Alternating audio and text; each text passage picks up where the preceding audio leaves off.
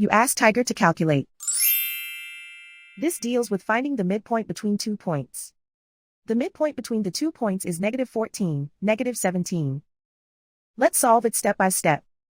Plot the 2 points and calculate the midpoint using the formula.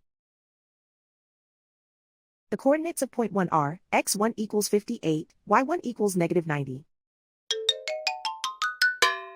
The coordinates of point 2 are, x2 equals -86, y2 equals 56. PM represents the midpoint of the 2 points.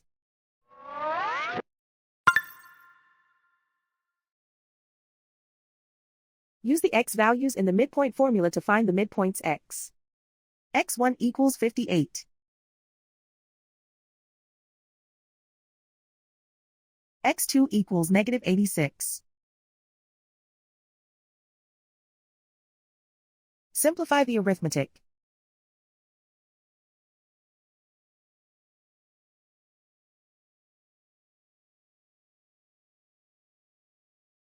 Use the y values in the midpoint formula to find the midpoints y. y1 equals -90. y2 equals 56. Simplify the arithmetic.